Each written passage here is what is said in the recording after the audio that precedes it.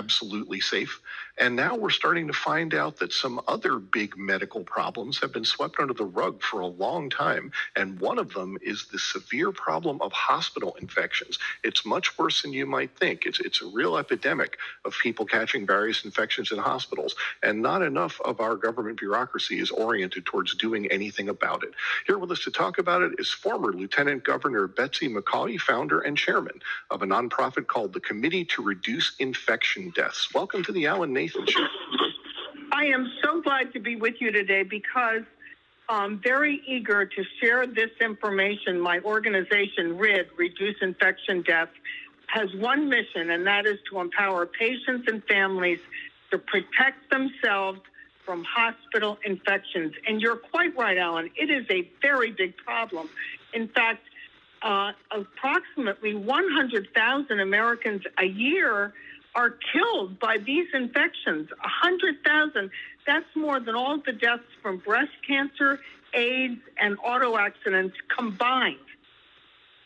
That is an amazing statistic. I have friends that are in the medical industry, and I've heard about this from them. It doesn't seem like a big topic of public discussion, but if you know people that are doctors, work in hospitals, it's pretty common knowledge that there's been an epidemic of hospital infections going on for years, and no one seems to know what to do about it. Well, let me tell you, there are things to do about it, and I'm going to start with one fact that will astound you. In fact, let me present it as a question.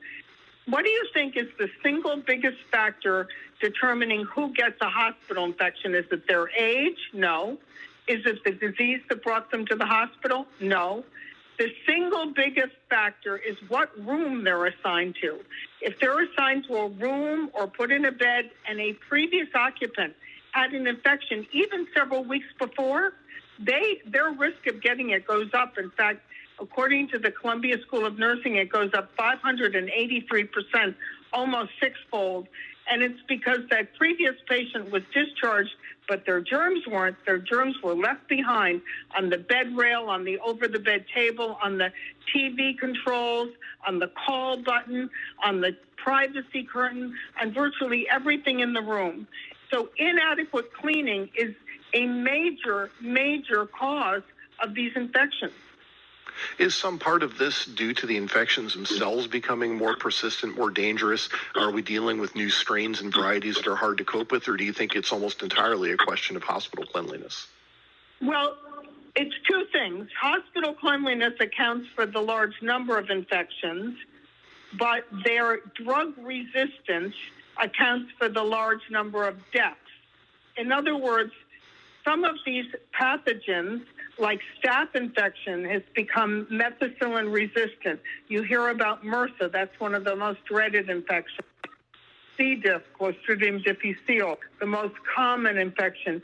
Many of these infections are now resistant to commonly used antibiotics, so if you get them, you're at risk of dying. And that's a very serious problem too. But our organization takes the best medical research and translates it into steps patients and their families can take to reduce their risk. After all, you usually don't have a choice about going to the hospital, but you can take steps to protect yourself before you go and once you're there. And RID has up on its website, and we're happy to send copies to you as well, are 15 steps. Let me give you just a couple of examples. If you're going to the hospital, don't shave. Shaving creates nicks in the skin that are like welcome mats for the bacteria. So don't shave your face, don't shave your legs, don't shave anywhere. That's one example. Another is this: if you're having a surgery, like whether you're having heart surgery or a hip replacement or a knee replacement, whatever it is, start bathing with a special type of soap called chlorhexidine. It's a liquid soap. Many brands are available. About 3 to 4 days before your surgery, every day bathe with that soap. It removes dangerous bacteria from your own skin that can move over and invade your surgical incision. So that's a major way to protect yourself from a surgical site infection. And here's one of the most important. Yes, here's one of the most important. Don't touch your food in the hospital. In other words, your hands become invisibly contaminated with something called Clostridium difficile.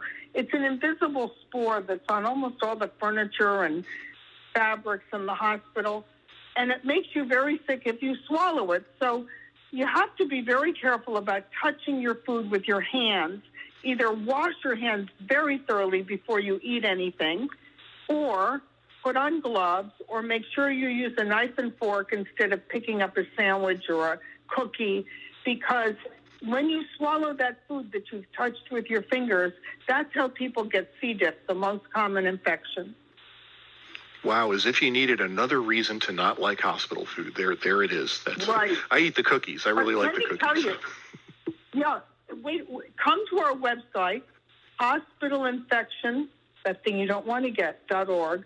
We have the 15 steps up there, and now we even have a kit, which it contains things you can buy yourself in the drugstore, but we've assembled it all. The doctors on our board recommended these particular items.